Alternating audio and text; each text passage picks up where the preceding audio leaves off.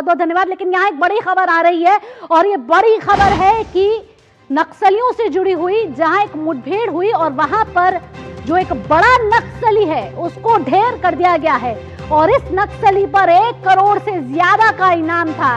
यानी कि 1 करोड़ से ज्यादा का जो ये नक्सली था उसको मार गिराया। बड़ी सफलता यहां सुरक्षा बलों को मिल रही है। उड़ीसा में सुरक्षा बलों को यहां एक बड़ी सफलता मिली। एक्शन मोड में सुरक्षा बल थे, जिसके बाद इस नक्सली को मार गिराया गया और मुठभेड़ में इस टॉप बड़े नक्सली को यहां ढेर कर दिया गया है। सरगना गणेश उइके इसका नाम है, जिसको सुरक्षा बलों ने ढेर कर दिया है। 1 करोड़ से ज्यादा का इस पर इनाम था और साथ ही साथ यहां एक बड़ी सफलता सुरक्षा बलों को मिलती है। और एक के बाद हम एक देख रहे हैं कि कई नक्सली यहां आत्मसमर्पण कर रहे हैं अपने विकास के लिए, अपने आगे के जीवन के लिए और भविष्य के लिए। लेकिन कई नक्सली जो हैं उनको इस समय सुरक्षा बल ढेर करती हुई या फिर गिरफ्तार करती हुई नजर आ रही है। और सरकार का भी यही दुख है कि 31 मार्च 2026 की वो डेट दे रखी है, जहां देश से नक्सलवाद को जड़ से खत्म करना है।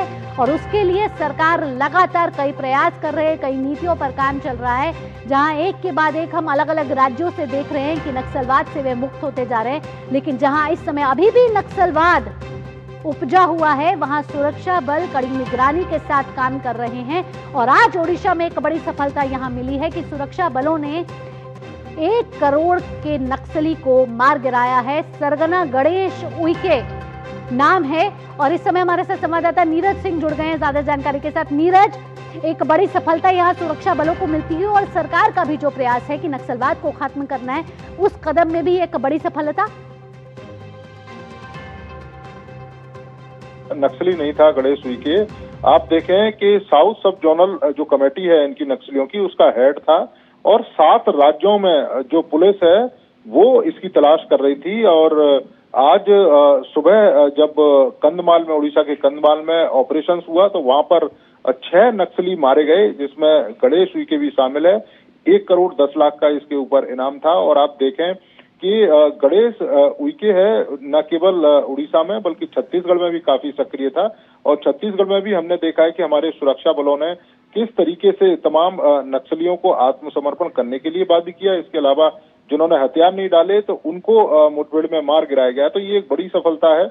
और 31 मार्च 2026 तक नक्सल मुक्त भारत का लक्ष्य मोदी सरकार ने रखा है और उस लक्ष्य को प्राप्त करने के लिए लगातार जो सुरक्षा बल हैं वो लगातार कार्रवाई कर रहे हैं। बड़ी संख्या में नक्सली सरेंडर भी कर रहे हैं और इसके साथ साथ मुठभेड़ में मारे भी जा रहे हैं। तो ये एक बड़ी कह सकते हैं कि सफलता है हमारे सुरक्षा बलों की, क्योंकि कोई छोटा मोटा ये नक्सली नहीं था। 1 करोड़ से ज्यादा, 1 करोड़ 10 लाख रुपए का इनाम था। एक स्पेसिफिक जानकारी मिली थी कि कंधमाल में किसी जगह पर ये छुपा हुआ है। इसके साथ इसके जो नक्सली साथी थे, जिसमें 2 महिलाएं भी हैं, वो भी इसके साथ थी। और जब सुरक्षा बलों ने इनको घेर लिया तो नक्सलियों की तरफ से सुरक्षा बलों पर फायरिंग की गई। उस फायरिंग का जब जवाब सुरक्षा बलों ने दिया तो उसमें जो अभी तक जानकारी निकल कर आ रही है कि 6 नक्सली, आप जो बता रहे हैं गणेश उइके के साथ उनके साथी भी थे, क्या उनकी कोई गिरफ्तारी या उन्होंने कोई आत्मसमर्पण किया, क्या कोई खबर आ रही है? देखिए, गणेश उइके जो जानकारी आ रही है कि 6 नक्सली इस पूरे मुठभेड़ में मारे गए हैं, जिसमें गणेश उइके है। इसके अलावा 5 दूसरे नक्सली और भी हैं। उनकी जो पहचान है वो करने की कोशिश की जा रही है। उसमें 2 महिला नक्सली हैं। पुलिस का ये कहना है कि ये किसी बड़ी प्लानिंग में भी थे और जब सुरक्षा बलों को जानकारी मिली कि ये कंधमाल में छुपे हुए हैं जंगलों में, उसके बाद सुरक्षा बलों ने इनको घेर लिया। नीरज, तो यहाँ सुरक्षा बलों को एक बड़ी सफलता हासिल हुई है और साथ ही साथ सरकार के जो प्रयास हैं वो भी सफल होते हुए नजर आ रहे हैं। फिलहाल नीरज, तमाम जानकारियों के साथ आपका धन्यवाद।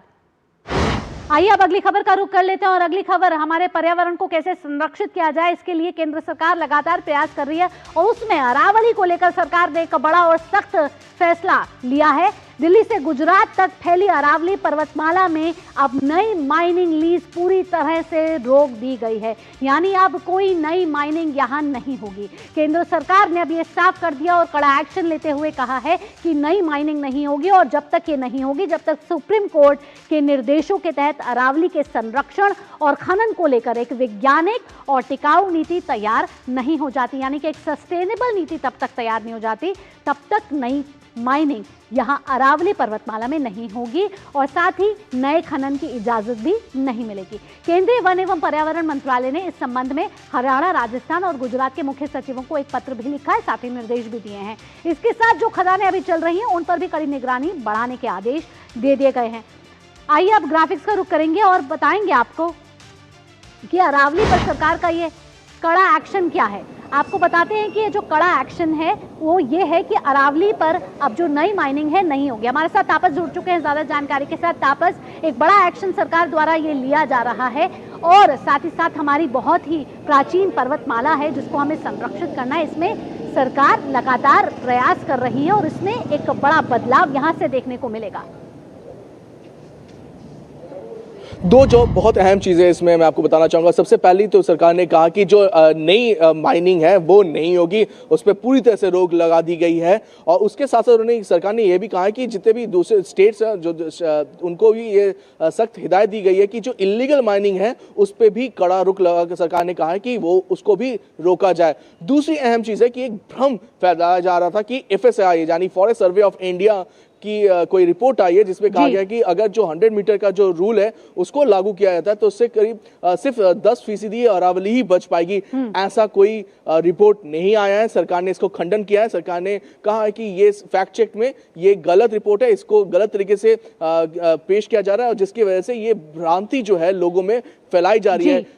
सरकार की तरफ से ये कहा गया है कि भ्रांति में ना जाएं, जो गलत जो इंफॉर्मेशन दी जा रही है उसमें ना जाए, फैक्ट चेक करें, सही निर्णय ले और सही जो इंफॉर्मेशन है उसको अपने साथ लेके आगे बढ़े। तो दो चीज़ें सरकार ने बहुत स्पष्ट तरीके से क्लियर की है। एक जो है कि कोई नई माइनिंग नहीं होगी और जो बाकी जो माइनिंग भी हो रही है उस पर भी एक कड़ा रुख रखा गया है कि जो पुरानी माइनिंग भी हो रही थी, जो लीगल माइनिंग जिसे कह सकते हैं, उसमें भी कहा जा रहा है कि सरकार देख रही है कि कुछ जगहों पे जो बहुत ही फ्रेजाइल है वहाँ पे उसको कैसे रोका जा सकता है या फिर उसमें उसको कम किया जा सकता है। वो भी एक अहम पहलू है।